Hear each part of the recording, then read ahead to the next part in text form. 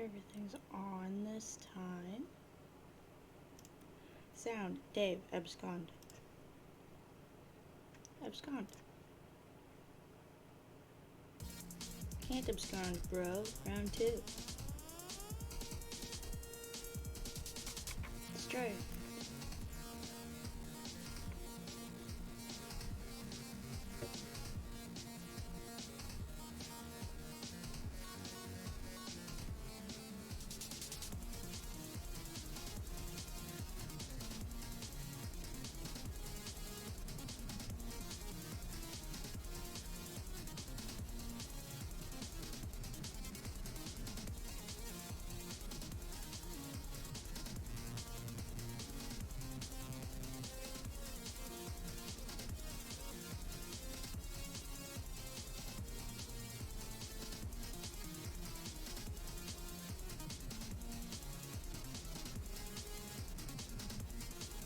I warned you about the stairs, bro. Told you, dog. It keeps happening. A monkey. What does? You don't have time to humor every random thought that pops into your head. The clock is ticking. Rose, look around for anything else of importance. This looks like something of importance. It appears to be Skynet's primary session terminal, monitoring a great number of SPURB sessions in the northeastern United States and parts of Canada. Upon further investigation, excuse me, you draw some logical conclusions. It looks like each session consists of an IP address and a physical location. The colored dots on the map appear to be meteor impact sites. It seems each session corresponds with a meteor, but not all meteors have sessions. The color of the dot appears to indicate the status of the meteor's descent. The red dots indicate meteors that have already landed. Yellow dots are imminent collisions. Green will impact later, and blue will take the longest to touch down. You use the panel to center on your present location and zoom in. Surrounding the lab are, of course, the hundreds of smaller meteors that have been raining down steadily throughout the evening. Most of these meteorites have either landed already or will shortly. Centered over the lab is a significantly larger imminent collision. You can't say precisely how imminent, but you could certainly take an educated stab at it. Just southwest of the lab, centered suspiciously near the location of your house, is an even larger looming collision, though this one appears slightly less imminent. The terminal looks like it can monitor any meteor or session around the world. Search filters can be applied as well, restricting results based on size, time of impact, location, and so on. You zoom way out and narrow the search based on size. The two at the top of the list appear to be the biggest by far. You examine only their coordinates. The second biggest is centered over a U.S. city. The biggest, by a landslide, is, luckily for the Earth you suppose, way out in the middle of the Pacific Ocean. Rose, turn on your laptop and check on John. You plug the laptop into the hub again and turn it on. It is now powered and connected to the wireless signal the hub is broadcasting. Your SPURB session reconnects. No sign of John here. You wonder why the house is shaking. Last time you saw him, he was on one of the roof platforms. You'll have to navigate via the SPURB interface to find him. Sound, Rose, ascend. Navigate. I am doing that.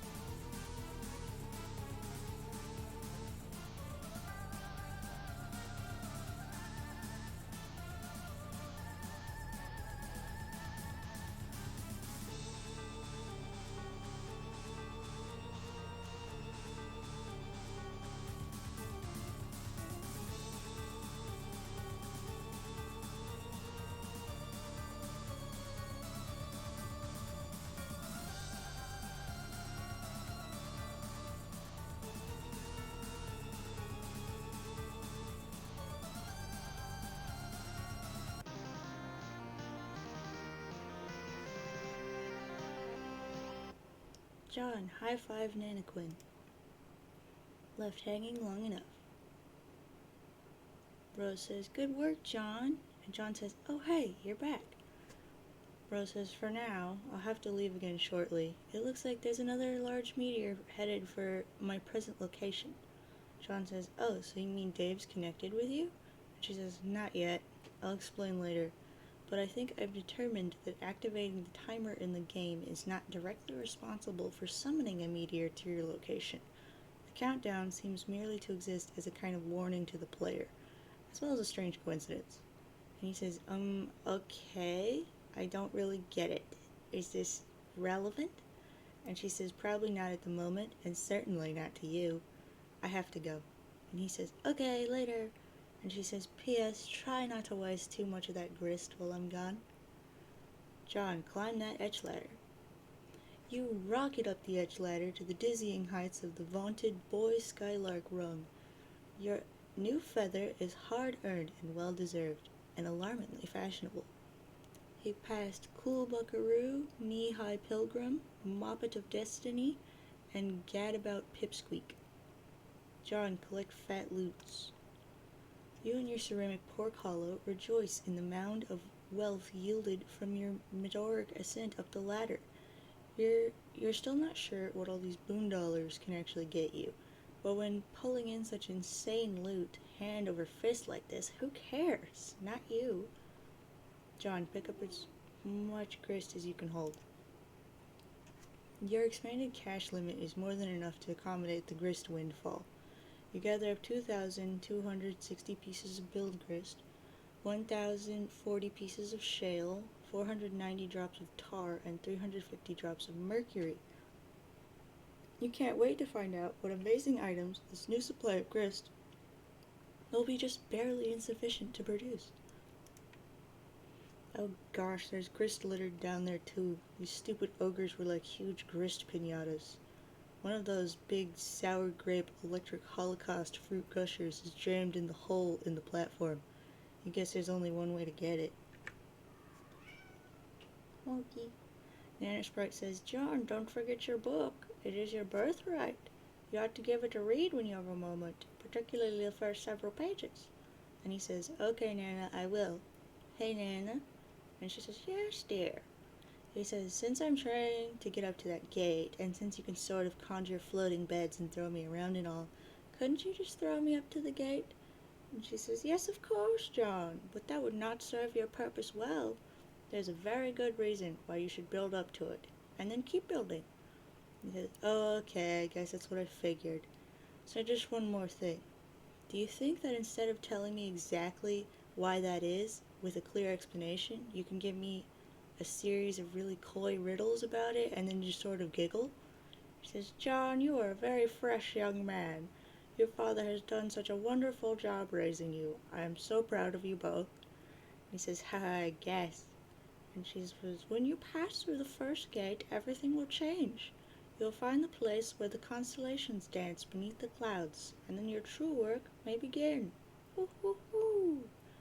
And he says, I suddenly understand everything. Elsewhere, we find a place where a kingdom lies entrenched beyond an impenetrable veil of darkness.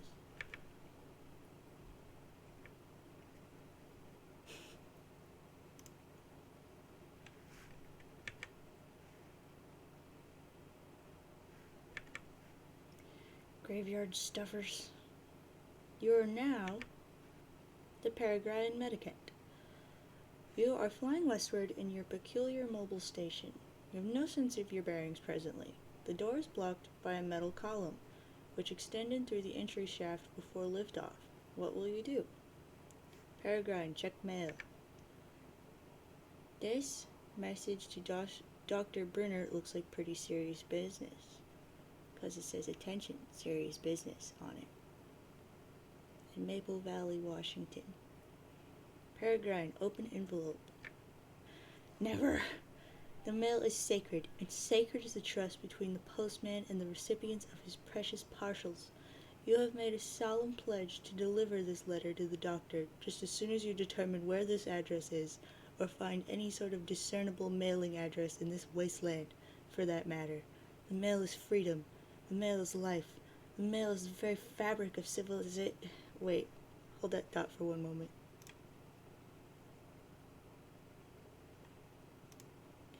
The mail is the one final hope for resurrecting a dead planet from its ashes, and the letter carriers are the brave soldiers of God in this righteous crusade. They are defenders of the light of knowledge, free communication, and the exchange of ideas. They are the bold toters to all of those little papery conduits of freedom, the white postmarked angels that whisper the message on their deliverance, promising to the yearning, there is hope yet. Liberty, reason, justice, civility, edification, perfection, mail. Peregrine, examine keyboard and screen. It's the terminal you use to activate the station's homing mechanism. It looks like it has now returned control to you. Default viewport displays commands previously entered, including your last and only command, home. Peregrine, type view. You type another one of the previously entered commands. It switches to the view of a young girl standing alone somewhere. There is a heavy amount of video interface of some sort. The girl seems familiar to you. Greetings.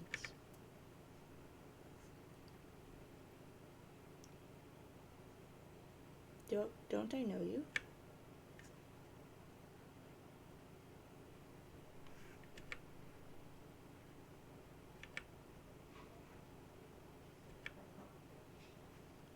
Minute 43 seconds. Rose, refuse to acknowledge the absurd T-set. You successfully disregard the T-set because it's stupid and shouldn't be in a place like this. You probe further into the lab. Looks like a little girl's room. This all strikes you as a bit odd. No time for messing around in here, though. Rose, wear the scarf. Be the writer.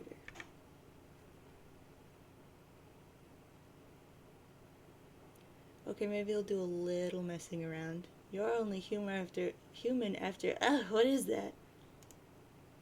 You're accosted by a friendly mutant kitten. John, resist great urge to take the wedged shale. You know you should grab this thing, but you're suddenly feeling apprehensive about entering your father's room. With all the scampering around, it almost slipped your mind how much you hate his hideous clowns. No use putting it off any longer. There's only one thing left to do. Give me a D. Give me an E. Give me an S. Give me a C. John, jump down. 50 shale. Jade, scamper into Grand Foyer with wild abandon. Lad scamper. Lass. My bad.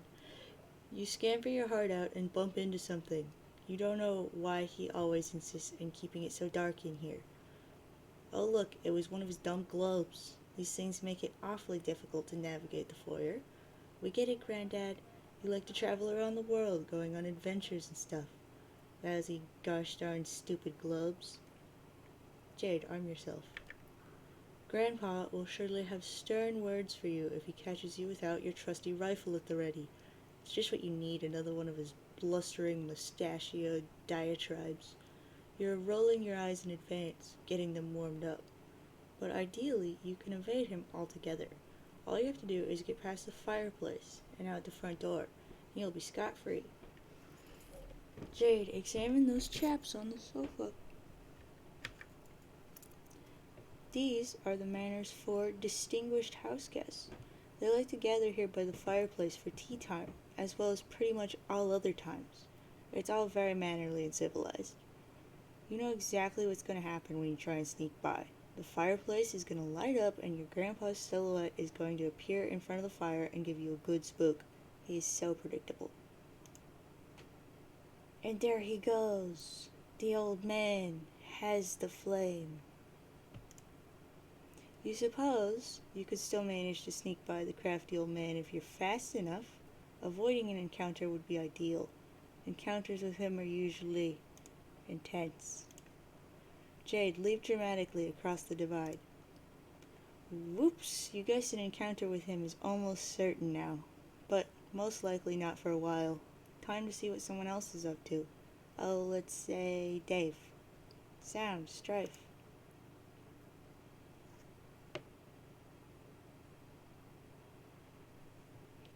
Aw, snap. Preloader, psych out.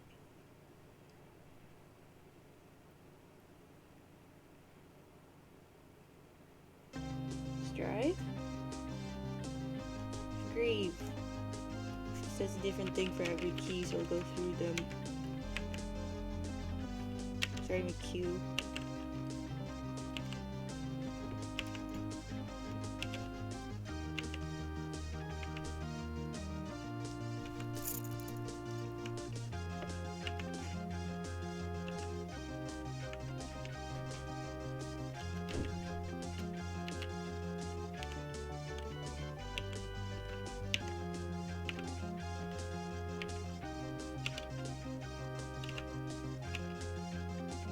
Head. Z makes her go to sleep.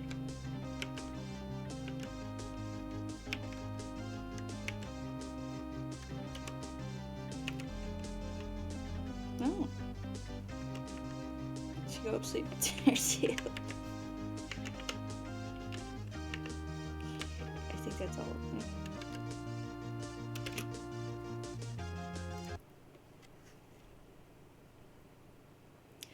Yes, I am going out with this gun. No, I will not get a bigger one.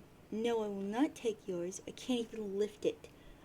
Oh, that is so preposterous. Do you even hear what you're saying? I will be fine. It's a perfectly deadly gun, and it shoots lots of incredibly deadly bullets. Oh, will you just stop it? I'm going now. Goodbye. Heart with 1,000,000 exclamation points. Jade abscond.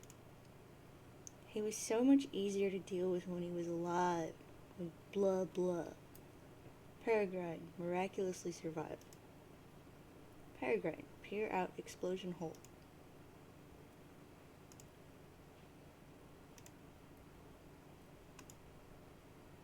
Rose refused to acknowledge the absurd kitten. You fail miserably. Oh look, there's some more mad science crap over here. Rose, insert coin. This weird arcade gizmo adapted to this setup obviously doesn't take coins anymore, assuming it ever did. Besides, you left all your coins on the fridge, remember? Rose, let's play a game. A purifier ready. This doesn't appear to be a game. It appears to be an purifier. Rose, screw around with the purifier. You mess with the controls. Hey, Jaspers is alive. Or at least he was in the past. According to the timestamp, this was almost 9 years ago. You try to move the crosshairs with the joystick, but it seems to be permanently locked on a specific target. You might be able to unlock it, but you clearly don't have much time to horse around with this thing. You zoom out. It looks like you and Jaspers were having one of your sessions. You weren't making a lot of progress, though, because Jaspers was no doubt being characteristically recalcitrant. You possibly jotted this phrase down on your pad. It's hard to remember, though. Wait, could this be that day? Rose, cause time paradox. You attempt to purify Jaspers. This would surely cause a time paradox because you can plainly see that he has not told you his secret yet. But it seems the machine has a safety mechanism to prevent such irresponsible purification practices. The paradox ghost imprint of Jaspers appears instead and quickly settles into a mound of sludge. The machine beside it sucks up the paradox sludge and begins some kind of automated procedure. It seems whatever sort of primordial biochemical properties the sludge possesses is being evaluated by the device. The device generates a fetal paradox clone of Jaspers. The wretched creature exhibits a number of unfortunate mutations, though. The good news is that it will be mercifully unestablished along with this facility shortly. This is also the bad news. Whoever was operating this machine in the past may have been making unsuccessful attempts to perfect the science of ectobiology. Rose, have a flashback. There is no need for a flashback. Conveniently, you can watch what happened right here on the monitor. You roll the clock forward a few seconds. Jaspers reveals his stunning secret to you in strict confidence.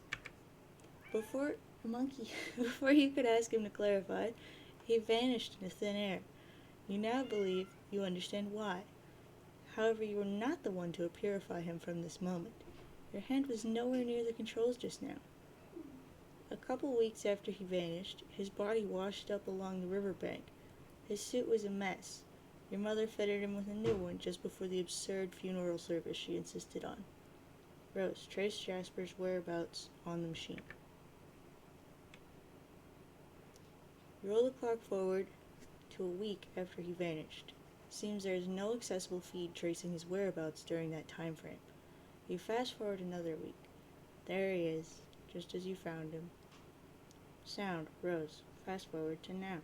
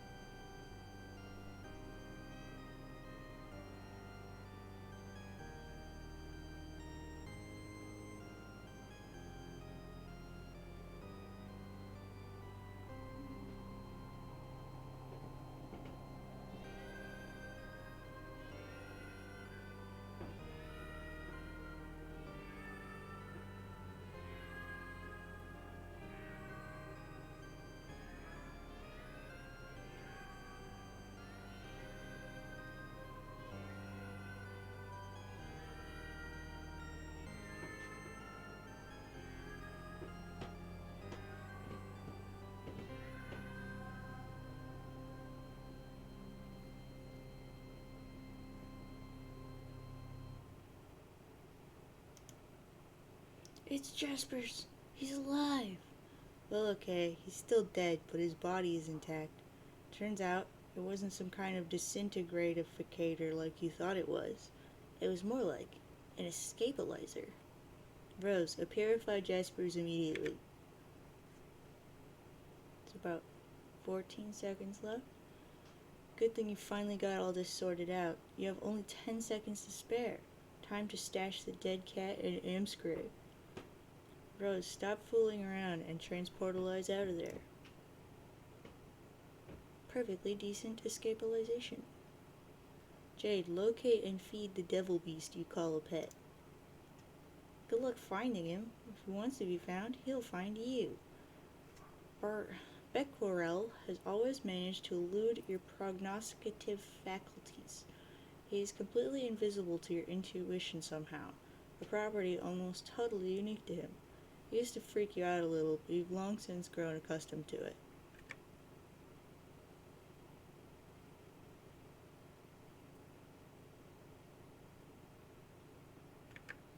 Huh? Oh, it was nothing. Nothing at all. Moving right along. Jade, retrieve the package you expected to arrive. The birthday package you were expecting from John arrived months late, and yet right on time. It landed over there past the crumbling monument, a satellite to the great mystic ruins at the center of the crater lagoon. John, triple somersault into room, etc. Stick the landing. Okay, you do that. You're now in your dad's room. Where are all the clowns? You spot your dad's briefcase beside you. It probably contains all sorts of clues, or at least various forms of paperwork critical to his trade as a hilarious street performer. John, snoop. Oh yeah, here come the secrets. Get ready for some major Wait a minute. These are just boring business documents and spreadsheets. What the heck is going on here? Sound, John, examine your dad's room.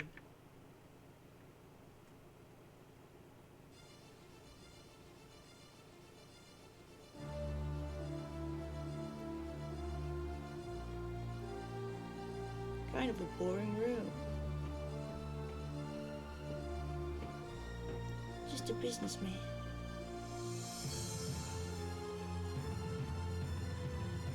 Not that all that into clowns, you guess. Most shocking twist yet. Who's this douchebag?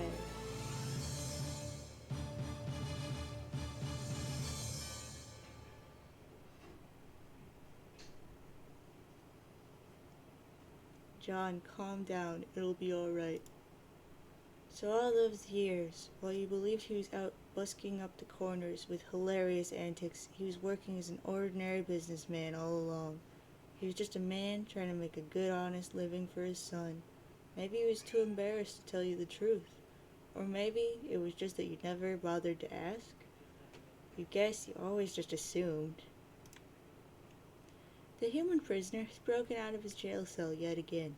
Attempts to block the cell door with heavy objects have proven futile.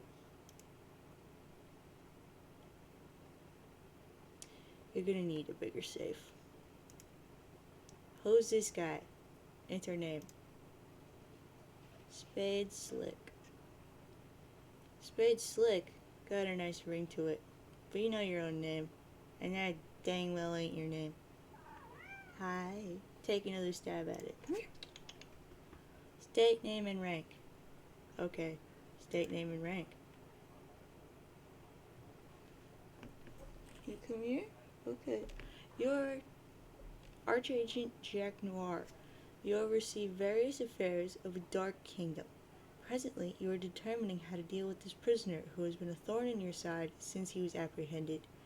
You view the affairs of the kingdom through a series of fenestrated walls. You have 3 walls, nearly enough to form a cubicle of vigilance, which is a full and proper enclosure for an agent of your stature. What? Monkey! However, much to your utter contempt, your 4th wall was stolen some time ago. Yes? Jack, don comical hat. This frivolous headdress turns your stomach. You'd sooner stick your head in a furnace than coax it into this monstrosity's loathsome, colorful maw.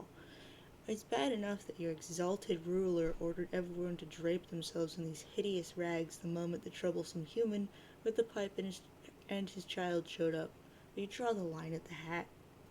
Jack, call a minion. You order one of your burliest agents to the scene. He brings something heavier this time.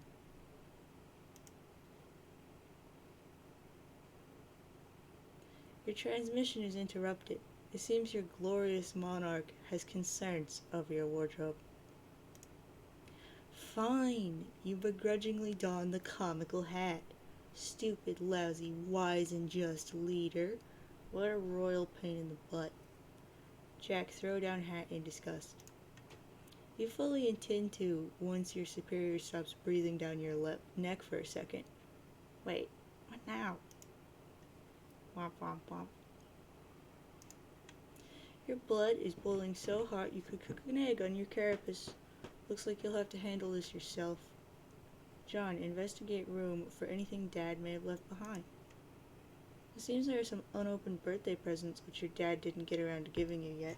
Hello. John, present time! Open a present and see what's inside. Fetch modus, inventory management system, control deck. Bonus, capture log pack, and fetch modus inside. Incredible Skilledex behavioral conglomeration at your fingertips. The one on the right seems promising. You open it to see what's inside and oh gosh, yes. John, obtain sweet loot written in leet speak. You tear into this thing and put a mean peep on the sweet loot.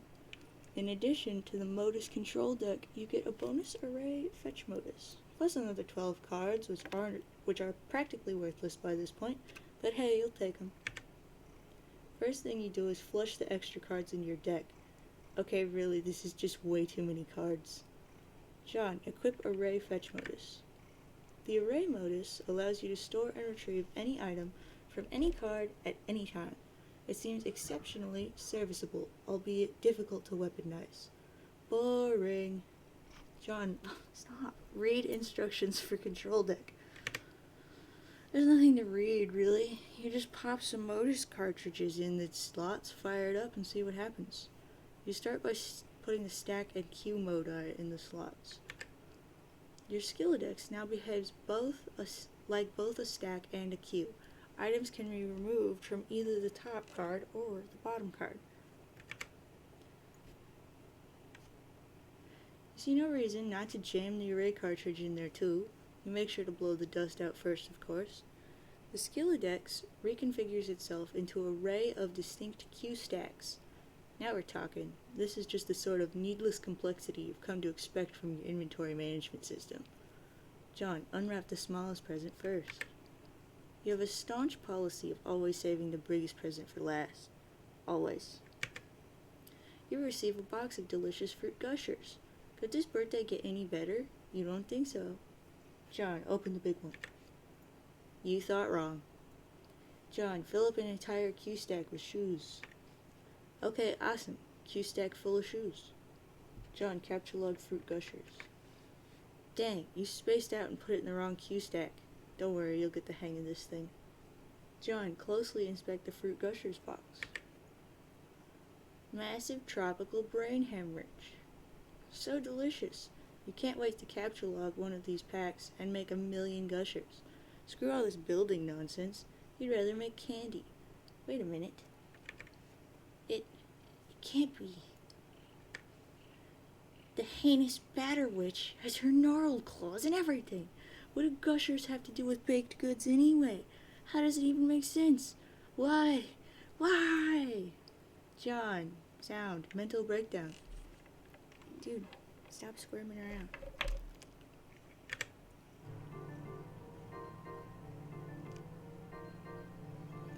Cool fructose monsoon.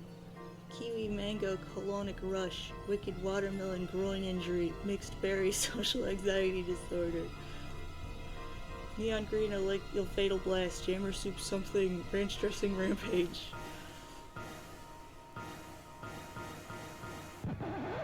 This is stupid. No, hey, no. Sound, Jade, retrieve package.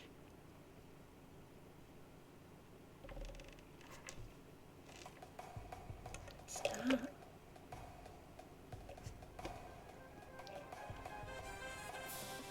Strike. A grain. Aggregating. Man.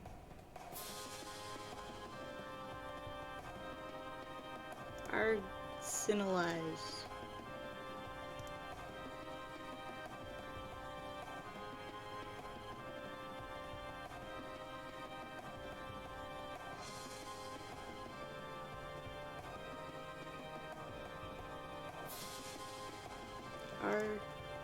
Artillerate.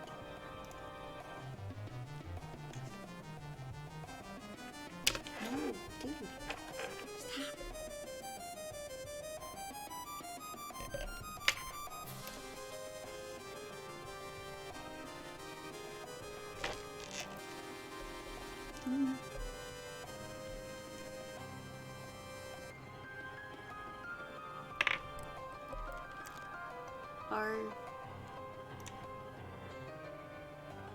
Armamentify.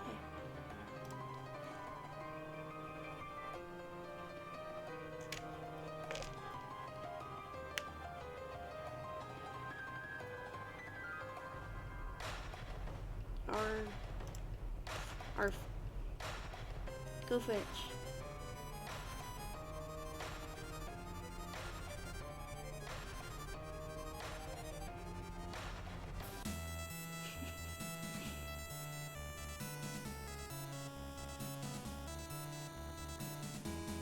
Good dog.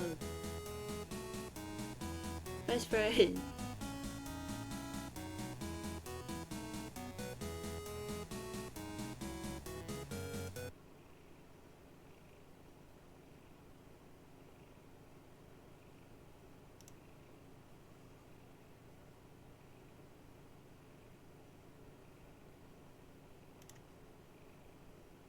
Rose, check self for any mixed atoms with cat. Nope, no mixed atoms. Looks like you and the kitty kept your genes to yourselves. Your new kitty, whose name is... You'll think of one later. Hey, where the heck are you anyway? Rose, look around room. Oh, you're back home. The well-stocked bar and the vantage point from the window tells you this is your mom's room. Or at least what you thought was her room. You decide not to be especially melodramatic about this revelation. Rose, watch the meteor impact. Oh, that's funny. Shouldn't that place be unestablished by now? The downpour of smaller meteors has stopped. Better get out of here. This room is a powder keg with all this booze lying around. John, get down to business. Suddenly, you were feeling very businessmanlike for some reason. You just punched a crap load of cards in anticipation of making a whole lot of cool stuff. This time, you didn't foolishly destroy any items. You just looked at the codes for some objects you rounded up and punched them on blank cards. You wonder how much alchemizing you can get away before Rose gets back. As if she's got any right to tell you what to do with your hard-earned grist. You're the one running around here putting your butt on the line. All she's got to do is mess around with her computer. Anyway, you better hurry. Ow, dude. Jade, dream.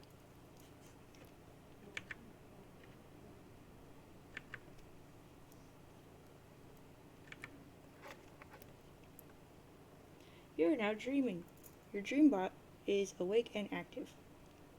Jade, obliquely foreshadow the future through interpretive dance. Your silly dance foreshadows nothing and is essentially meaningless, but it sure is a lot of fun. Jade, quick, get into bed. You climb into bed and try to get comfortable, but some sort of invisible force is pressing down on you. A strange feeling of cold, heavy metal. This happens every time you try to get into bed. No wonder you can never get any sleep. Jade, realize you can fly. There is not much to realize. Of course you can fly. Jade, open the package. You stop all this flying around nonsense and examine John's birthday package. Unfortunately, you cannot open it yet. This package has an important journey to make first. You're planning on delivering it momentarily. Good thing you already know what's inside. Otherwise, you would surely be consumed by curiosity and suspense.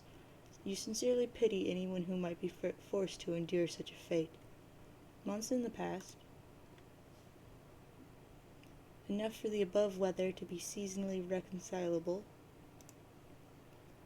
Ghostly trickster began pestering Jade. John says, "Hey, happy birthday, Jade." And she says, "Yay, thank you, John." Happy open mouth. He says, "Phew, okay, I got your presents in the mail just on time. Plus I sent roses and Dave's too." Why do your guys' birthdays gotta be all bunched together like that? You're running me ragged. Heh, says Jade. But I know, I know, but it's nice of you to think of all of us like that. John says, "I can't wait for you to see what I got you. I don't want to spoil it or anything, but hopefully it will help you solve those problems you've been having lately." Mysterious wink, winky face. Jade says, "I'm sure it's great. I can't wait either. It might take a while to get here from there, but it will be worth the wait." And John says, "Oh man, I'm such an idiot.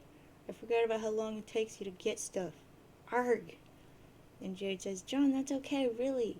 I'm sure will get to me exactly when it needs to, and it will be a nice surprise when it does." And he says, "Okay, well, I hope so." And she says, "Heart, dot, dot, dot, dot, dot, dot. Hold on. Okay, I'm back, sorry. I had to tell someone to go away." And John says, "Oh gosh, the trolls again?" And she says, "Yup," little shocked face. He says, "They have been such a pain in the butt lately. It seems like there are so many. There are either like 50 of these jerkwads, or it's one guy with a lot of alt accounts."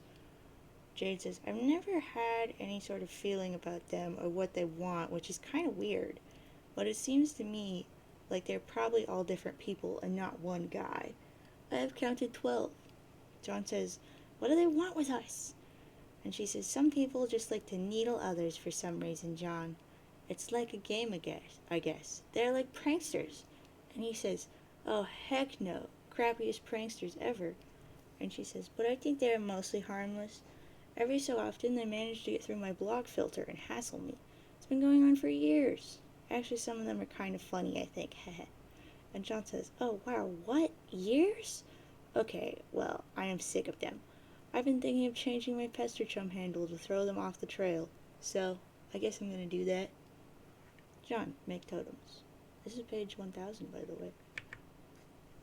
You have already carved a few totems, but you have had to return to the living room for more crooksite dowels. Your carving work is not nearly complete.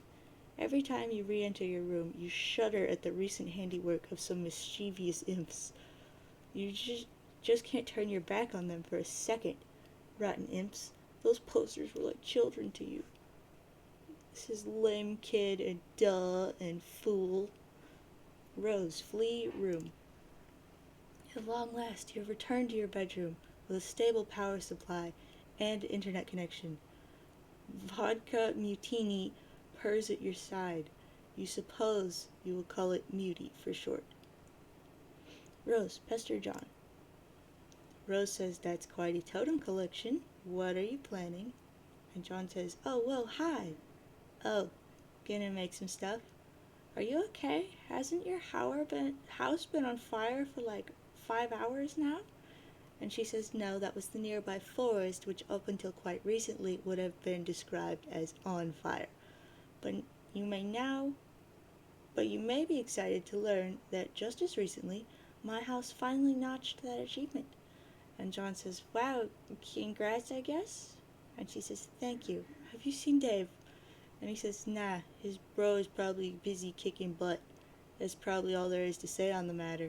And Rose says, okay, I'm gonna start putting this grist to use too. Let's be sparing with the frivolous knick-knack breeding and focus on getting you up to the gate, okay? And John says, yeah, okay, I hear you, but I think we'll have plenty. I've been killing imps all over the house, and now it's lousy with gushers. Gushers? Says Rose. And he says, I mean grist. Serves them right for ruining my posters, the bastards.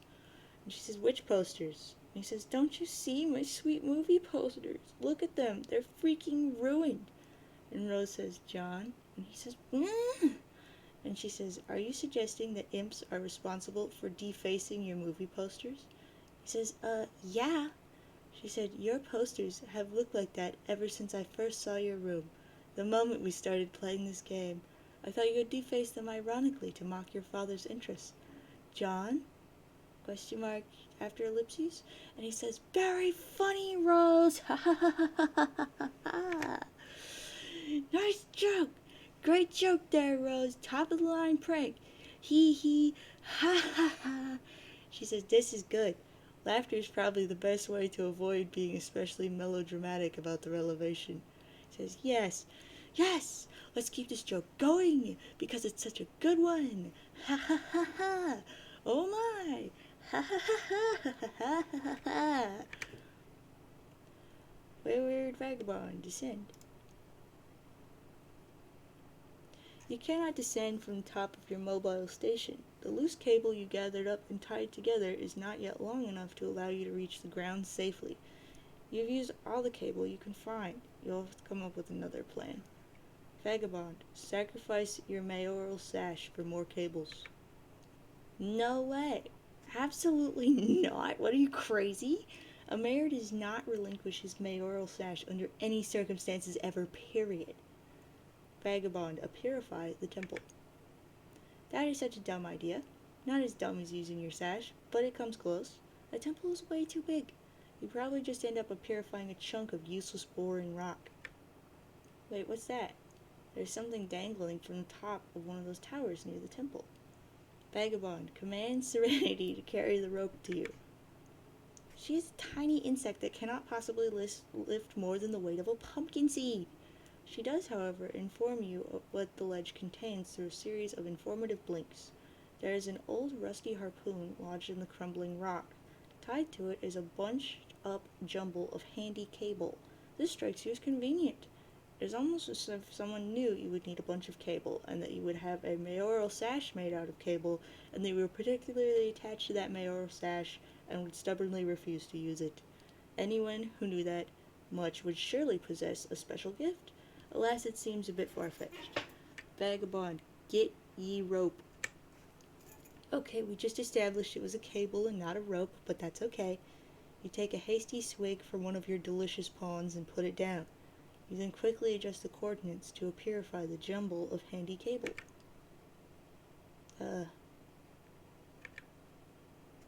To to Mr. Mayor. That's so cute.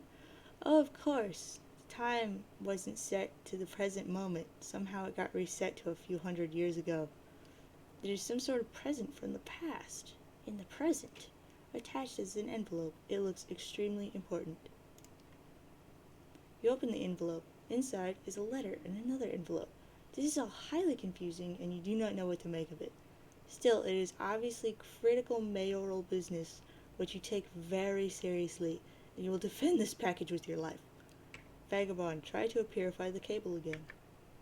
You set the time to present and purify the jumble of cable. Vagabond, take obvious course of action. You tie all the cable together and carefully lower your precious pumpkin bindle. You then rappel down the station with the package, which must not leave your side.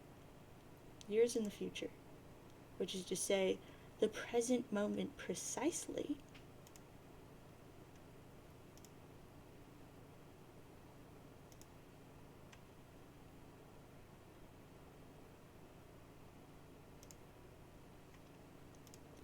An aimless renegade prepares for company.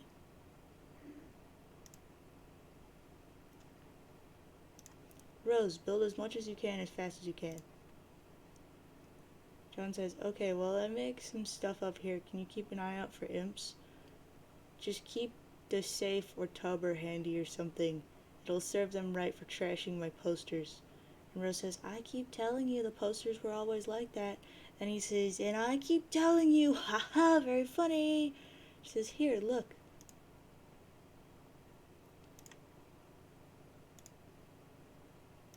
He says, yeah, I saw those, but they didn't look like that before. You must have changed them.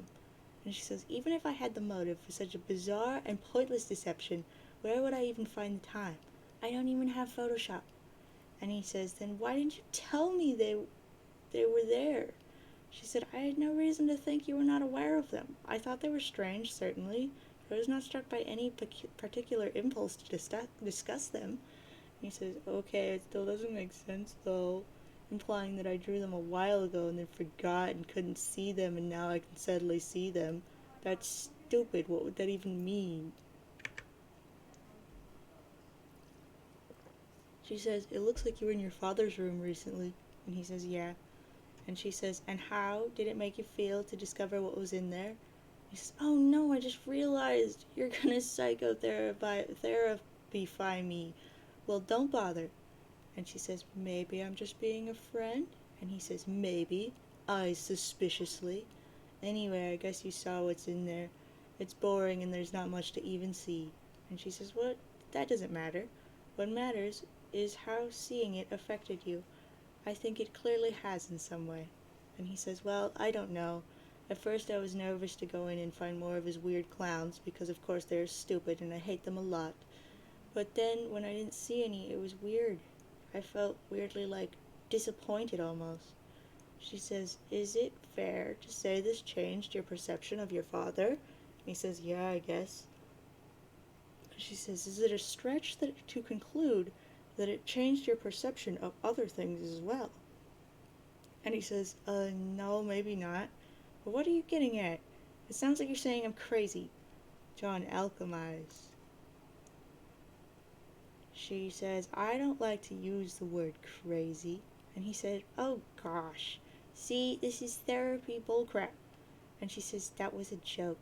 But anyway, whether it means you're crazy or not, consider this theory. Your presumably long-standing tendency for scrawling this imagery is really your subconscious trying to express something disturbing within you, perhaps something from your past which you have blocked out. And since you have suppressed it, your conscious self cannot acknowledge the drawings, and therefore they have been invisible until now. And he says, why now? And she says, perhaps because you have seen evidence that conflicts with the worldview your subconscious has constructed to obfuscate the truth, that your dad was not necessarily a clown-loving maniac that you thought he was. All along, this negative attribute buried in your psyche may have been projected onto him and subsequently relived as a sort of defense mechanism. And he says, but this is absurd. My dad loves those crappy clowns. He's got all these statues and paintings everywhere. And she says, is it unthinkable that over the years it was he who believed you were the one with the passion for clowns, because of all the strange drawings in your room. A father then embraces a son's hobby to establish a stronger bond, or wages a campaign of passive-aggressive mockery to your interests. Either is plausible. I don't know your dad that well. He says, I don't know, not sure about all this, but I think we just need to stop and acknowledge the bunny sassacre fedora I just made. And she says, it's awesome. He says, yeah. John says, wow, Rose, what are you doing, by the way? Rose, sorry to say this, but this is all looking kind of silly. And she says, I'm trying to spread the upward construction around so there's a more substantial foundation for later on, but I'm starting to wonder if it will be strong enough. It's kind of starting to wobble a little.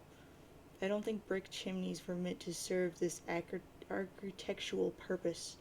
And he says, yeah, no crap. And she says, I might have to adopt a different building strategy, stick to more load-bearing walls and blockier shapes, especially since grist has been easier to come by lately. He says, okay, but you really must be running low on time by now? And she says, right. And John says, Strider! Sound, Jade, dream up extra arms and play advanced bass solo.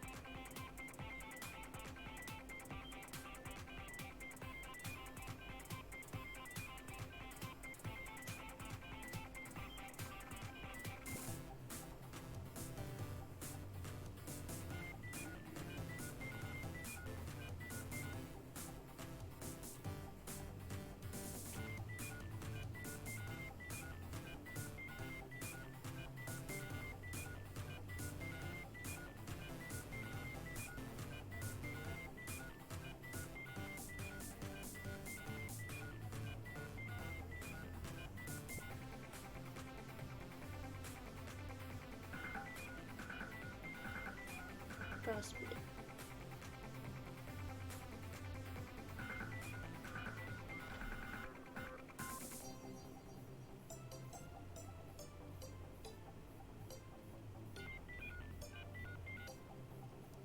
Jade, change wardrobifier to cycle through Star Heart Horseshoe. Okay, good idea. You leave Moon in the cycle though, 'cause you like it. Jade, go explore the Golden City.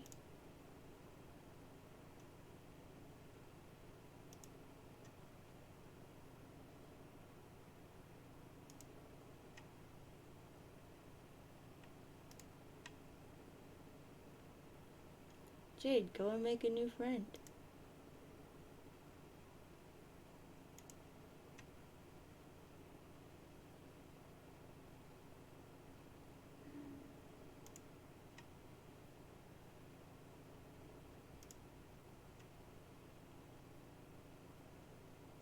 Vagabond, eat letter and envelope.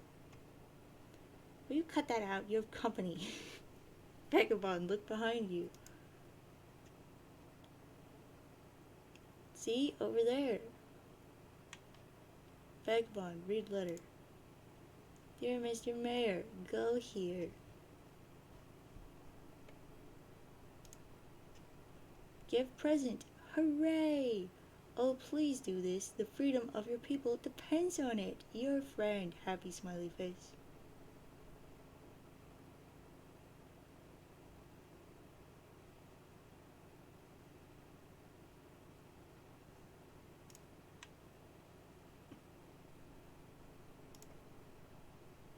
Pew.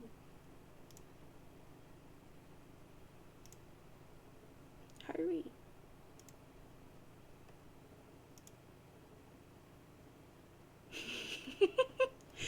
Vagabond, give present. Hooray!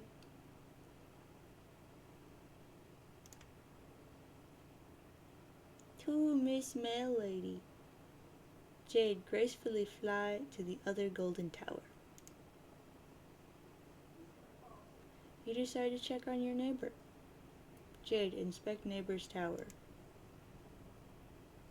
It is very much the same as your own. The only difference is this one is home to a young boy instead of a young girl. You peer through the window. John is, of course, sound asleep. It looks like he is having troubled dreams as usual. You cannot disturb his slumber, though. He'll wake up when he's ready. Speaking of John, you wonder if he got the birthday present you sent him. Or for that matter, if you even remembered to send it? Darn, you get so confused sometimes. If only you had some system in place to help you remember things. Your moon is getting very close to Skya. You would better go inside soon. It's never a very good idea to be outside during the eclipse. Maybe you can take the opportunity to log onto your computer and ask John about his present. You just know he will think it's awesome, and it will be a great way to thank him for the wonderful present he got you. John, alchemize in a 1980s time-lapse montage. That would be pretty cool and would promote the appearance to the audience of that a whole lot was getting done in not much time, but it also sounds like kind of a pain in the butt, so you decide to play it straight up this time. Rose has moved the alchemeter back down to the deck while she reworks the building project up there. Just as well, because it will save you a lot of legwork between this thing, the Designix, and the lathe. It's a whole lot of scrambling around. John, recombine hammer and pogo ride. Hammerhead pogo ride. This time, instead of overlapping and the two punch cards which create the pogo hammer, you use the two codes to double punch line, a blank card, producing a different hole pattern. The result is the Hammerhead Pogo Ride. It doesn't look like it's as much fun as the original ride, but to be fair, it's probably a lot safer. Double punching cards creates patterns with more holes rather than less holes by overlapping the cards. This strikes you as a viable method for combining many more than two items without whittling down to too few holes or too many. Just mix up the overlaps and double punches, and the sky's the limit. John, combine ghost shirt and suit. Green slime ghost suit. You make the green slime ghost suit. Pretty swanky, but you're not completely satisfied with the wardrobe upgrade yet. John, combine ghost suit and wise guy book. Wise guy slime suit. You make the wise guy slime suit. This is so much better. It seems there are lots of secret trickstery gimmicks concealed. Oh crap, there go the cards. John, combine glasses and PDA. Serious business goggles. You make the serious business goggles. This is a pretty nice hands-free communication solution, and it makes you look way cooler, like one of the kids from Spy Kids or something.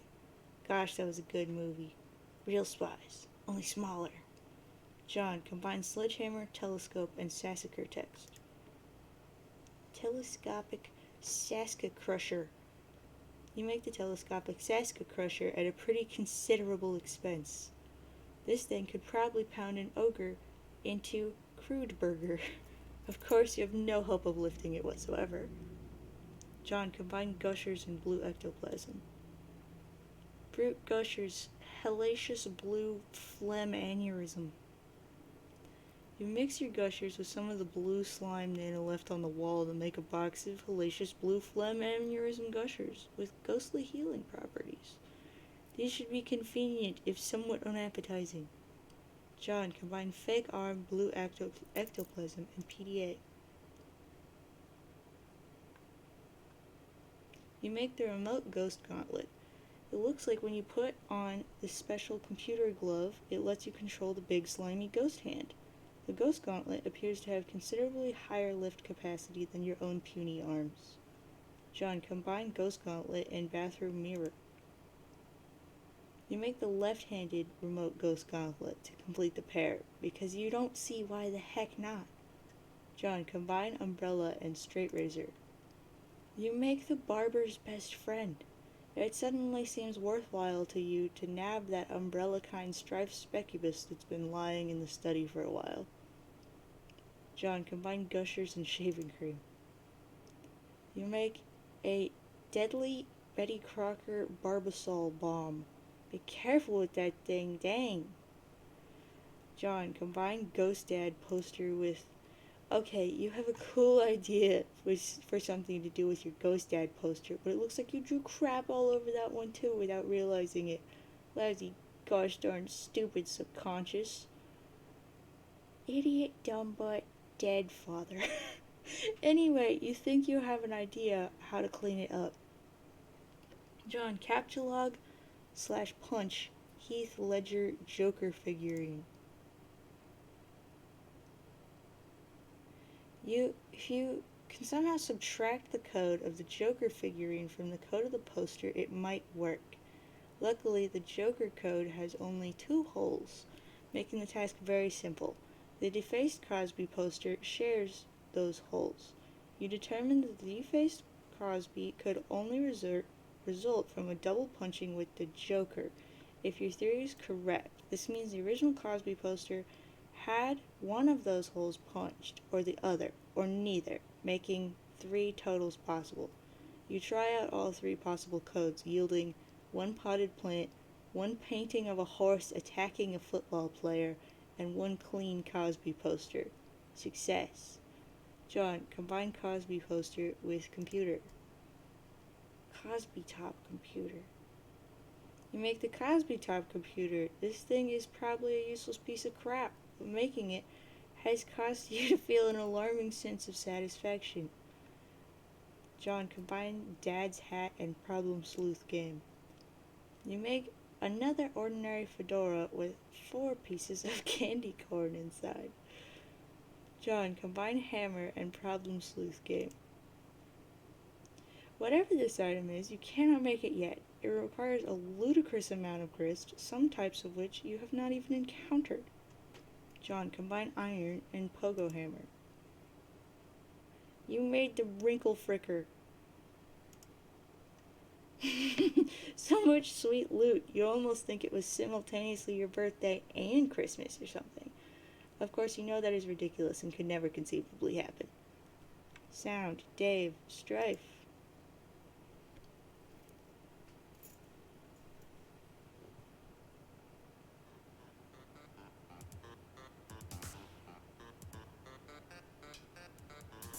Final round.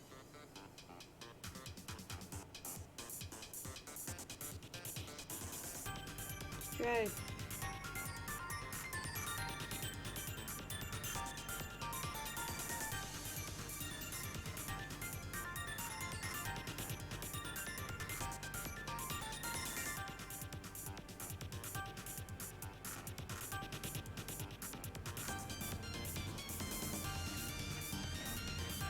You piece of crap.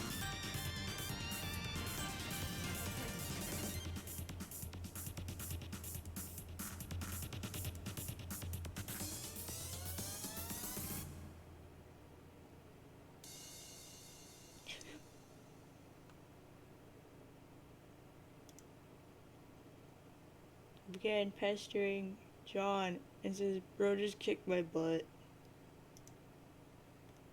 That's really all there is to say on the matter.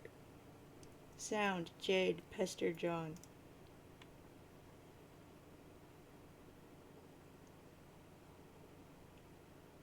This is the one where she's asking if he got the box, and he says no, because it was in the car. And there's a loud noise outside her house. It sounded like an explosion.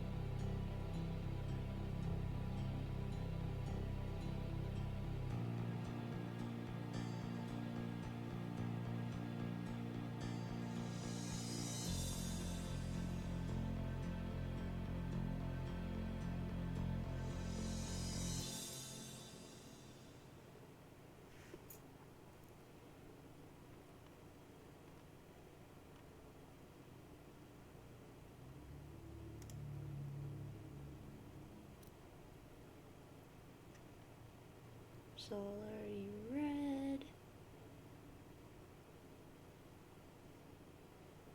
Jade, update colorful reminders.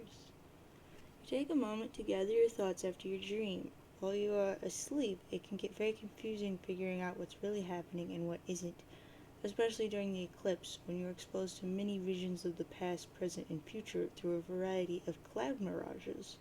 It is only after you wake up that you're able to start making sense of it all, and your reminders help you do this. But on reflection, there wasn't much in the dream about the future. You were quite surprised to see your dog in your dream, though. It was the first time the crafty guardian has ever appeared in a dream.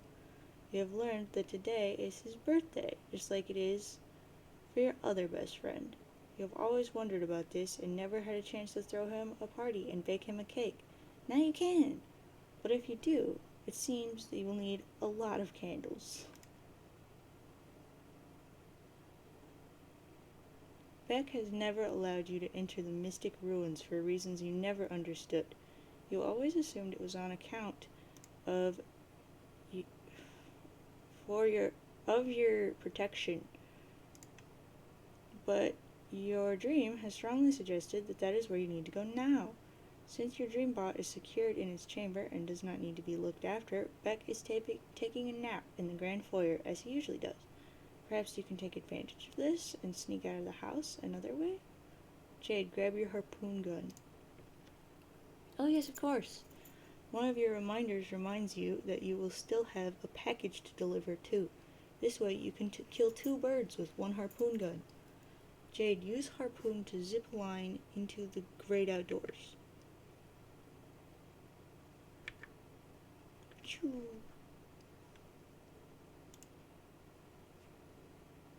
Zip. Rose, finish building. Good gosh. Architectural perfection. Dave, mourn the loss of Cal. See, little dude, if you had any more apple juice, you would pour some out for your homie. You'll have to remember to double check your closet for more juice. Dave, go and get a gosh dang new sword. Perhaps you will. 1 half-blade kind. But if you do, it looks like you'll have to break it first. Perfectly good strive specubus. Down the toilet. Thanks, bro. Dave, capture log beta. You try and grab the beta, 6, but you forgot your Skillodex is completely packed. You wonder why you jammed all this useless crap in here in the first place. Maybe you assumed you would weaponize it during one of your customary hash wrap battles with your bro, but in retrospect that probably just would have been a huge chore and would have made the battle drag on forever. It's like, what, are you made of time? Dave, eject your modus and set it to Scrabble values. You dump all this crap all over the roof. You then set your modus to the Scrabble hash function for some reason. This function always makes it a little less intuitive to calculate hash values for items, and therefore more cumbersome to rap with. But you guess that's kind of a moot point now that your bro flew off to frick knows where. His mysterious ways transcend irony once again. Dave, get beta. You get the beta, 3111, now yielding a radically different hash value with the Scrabble function, which is to say, a radically exactly the same value. Dave, pester Rose. Dave began pestering her and says, okay, I got it. I hope you appreciate how much gross, spongy proboscis I had to fellatiate to get this game. Whatever. Hello? What are you doing? Anyway, I'm going downstairs now and installing this thing later.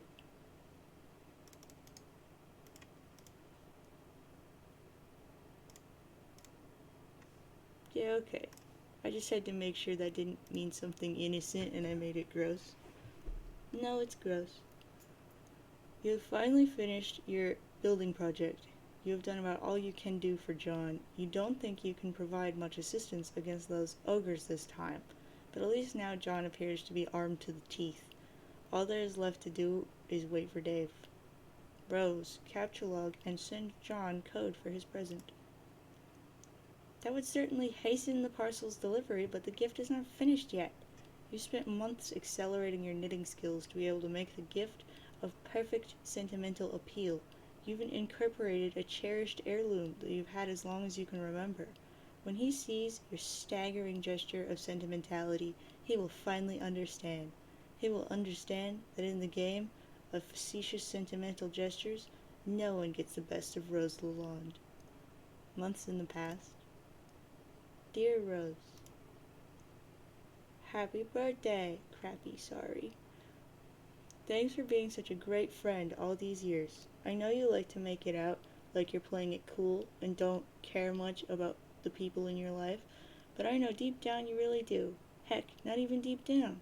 It's like your subconscious is having a wet t-shirt contest and you being all aloof is this totally soggy shirt doing no good at all, hiding nothing.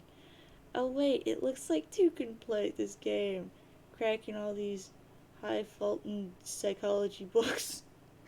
Oh snap. But yeah, I got you this because I think you're really creative and you can make something nice with it if you put your mind to it. And it might help you take your mind off a lot of all this serious business you're always absorbed in. You know, all this weirdo pseudo-gothy stuff or whatever. Frankly, it's kind of depressing. Anyway, you're the best, Rose. Have a rad 13th. I will catch up with you guys soon. Gosh, you're all so old. Ghostly Trickster, aka John. Rose, answer. Grim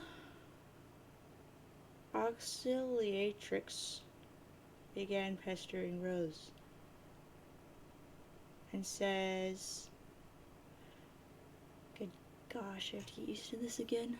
Why is it that when the subject of temporal mechanics is broached, your sparing human intellects instantly assume the most ingrating posture of surrender imaginable? Time is not that difficult to understand. It is a utility that a universe may resort to in order to advance a desired degree of complexity, or may not resort to if that is the case. It's all pretty pedestrian. But no, when time travel comes up, you present the face that a man shows when the breeze gradually alerts him to his absence of nether dressings. I don't see how we are to properly agitate you if you continue to insist on failing to understand basic concepts which common infants effortlessly manage to describe via scrawlings in their own puddles of sloppy discharge. And Rose says, have we spoken before? And she says, yes, in the future. And Rose says, you and your friends never cease to invent ways to strengthen the credibility of your assertions. And she says, oh my, it is your human sarcasm again. I enjoy listening to it, and I wish doing so could serve as my primary form of recreation. There, see, I just did it too, saying the opposite thing to emphasize my contempt. But suddenly I feel more primitive and hate myself a little more. It was like this funny miracle that just happened in my heart. And Rose says, I would admire the sophistication of you and your fellow future dwellers a little more if you seem to be aware the word human only functions as that sort of adjective in bad science fiction. But I won't be rude and change the subject. There's still a bit of unflagellated straw poking out of your rhetorical effigy over here. Let's see, what is this color called? We're gonna go, I think it's just green. Green says, oh dear, no, we aren't from the future, but we are all already in agreement that you don't get it and never will. And Rose says, I thought you said we spoke in the future. And Green says, we did, your future. For me, it was only a couple minutes ago. And Rose says, I understand. You exist in some temporal stratum through which you have communication access to various points of my timeline. It's not that complicated. And Green says, yes, that's right. Will you try to talk some sense into your idiot friends so that we may proceed to bother them on more rational terms? Rose says, I try to every day with mixed results, but you see, it's not that I don't understand you, it's just that I don't believe you, because it's nonsense. albeit persistence and coordinated nonsense. Why would a bunch of temporally dislocated trolls want to harass a group of friends throughout completely random points in time? And Green says, I will admit this campaign of provocation wasn't all that well thought out. Don't tell anyone I said that. And Rose says, alright, maybe you should get some trolling tips from us humans. Our sparing intellects are probably better suited for it. And Green says, yeah, maybe. Why don't we be friends? And Rose says, you want to be my friend? And Green says, I think so. I think we are supposed to. You suggested as much earlier. And Rose says, you mean I did in the future? And Green says, yes, a couple minutes ago. And Rose says, probably because I remembered you were mentioning it in the conversation we're having now. And Green says, that's likely. And Rose says, your commitment to this role-playing scenario is intriguing. What choice do I have but to accept?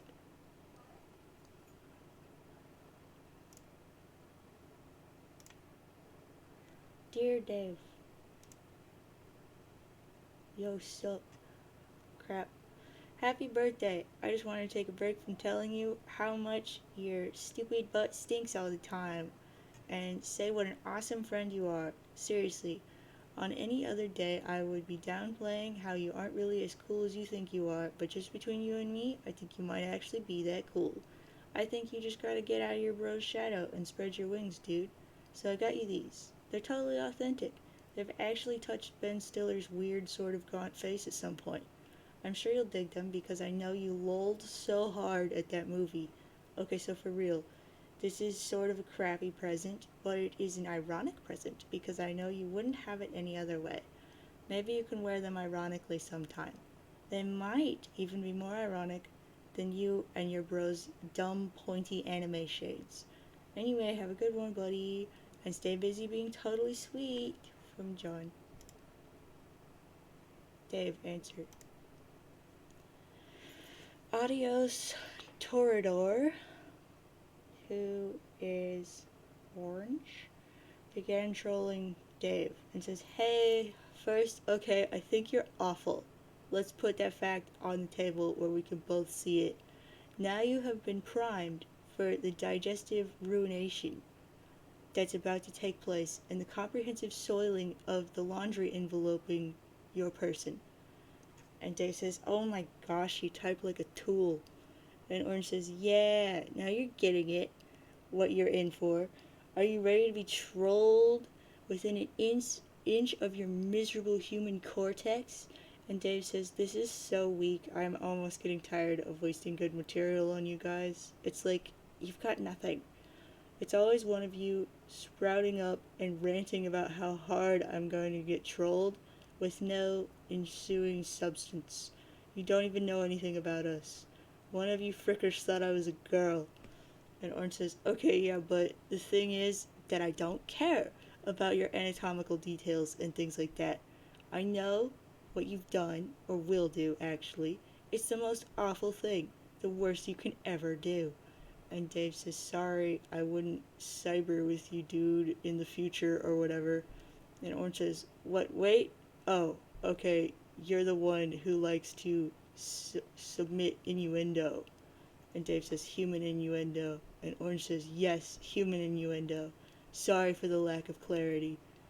And Dave says, so at what point in the future am I supposed to look forward to you whipping up this titanic hankering for my knob? And Orange says, And Dave says, be honest with me, 'cause I'm busy, and I want to know exactly when I got to clear some space in my calendar for when some frickwit blunders out of a magical phone booth and makes a ballad-inspiring play, for my dingus. Except said way worse. Orange says, should I be perturbed by these illusions? And Dave says, no man, look, I just need to know when to be there. When the stars come into alignment and your flux capacitor lets you finally state your meteoric greed for crotch dash hound, I wouldn't want to miss it and cause a paradox or something. It'd suck if the universe blew up on account of you missing your window of opportunity to help yourself to a pubescent boy's naked spam porpoise. Dave, stop. Orange says, okay, this is sort of starting to upset me. And Dave says, gosh, you're such a crappy troll. And Orange says, I guess I'll leave you alone and find another point in time to bother you when I guess you're more emotionally susceptible and don't have all these bees in your bonnet about your human sexuality. And Dave says, oh no dude, you sassed me up. We are in the crap now, together, for the long haul. And Orange says, what? And Dave says, we're mother freaking entrenched in this bench. You and me. Welcome to Nam. Now grab my hand and shimmy your soggy butt off that muddy bank before Charlie gets the freaking drop. And Orange says, who's Charlie? And Dave says, he's the guy who's gonna read our vows. I'm pretty friggin' matrimonial all of a sudden. Take a look down by your foot and see that little bottle. Stomp on that crap like it's on fire. I'm your 300-pound matronly freight train.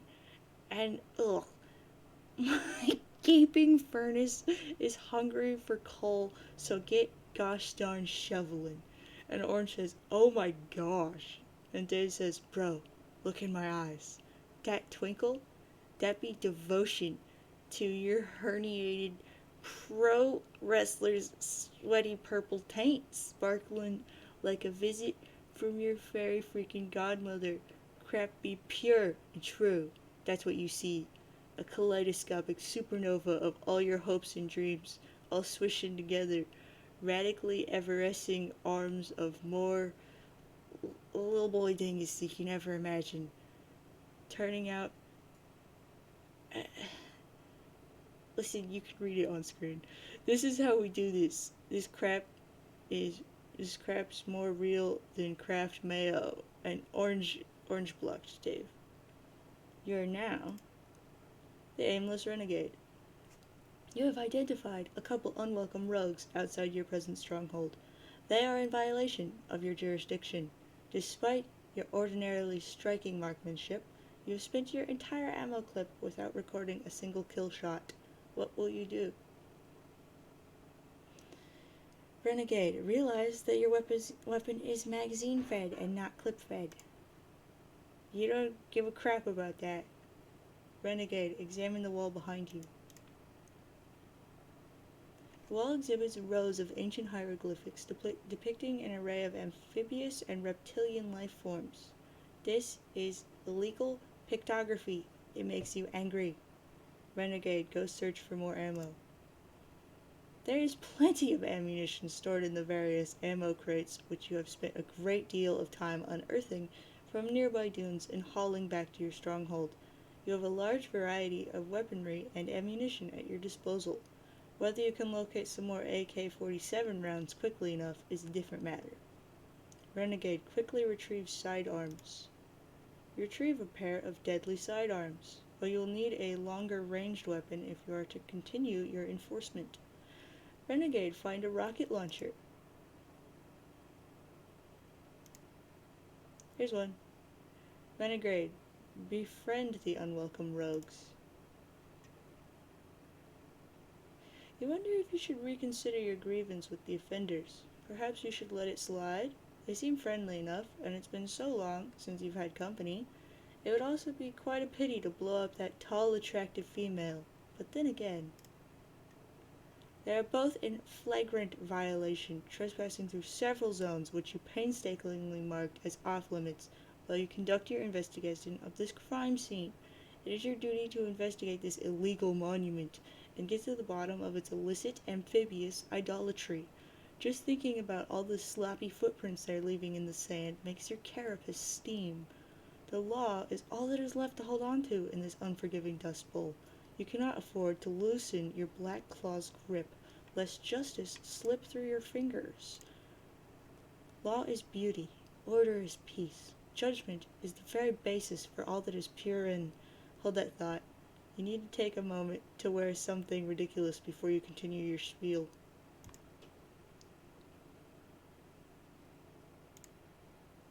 Order in the You will have order in the courtroom. If everyone does not settle down, you will have to clear out this courtroom, you swear to gosh. Judge and jury. Renegade, examine moving platform.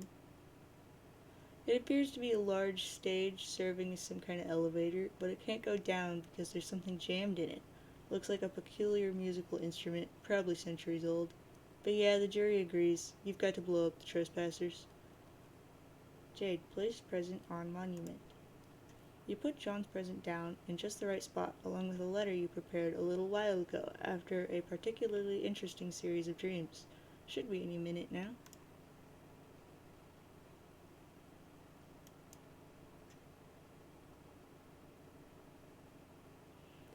You put down the time bait. It's all out of your hands now. You guess you could swim. Maybe you think of a better way across, though. Peregrine, read the letter. This is kind of confusing. Go here. But you guess it's straightforward enough, even if the drawing is somewhat inaccurate. Land. Oh no! Renegade, berate self for unauthorized demolition. Stupid, stupid, stupid. Bonk, bonk, bonk. You had them right in your crosshairs. You have no idea how a crack shot like you could have missed. It is particularly inconceivable. Renegade, be the law. You reload and take aim. That fair carapace, how it sparkles in the desert light. No, you cannot afford to be distracted by such thoughts. You're busy being the law. You're the law. Whoops.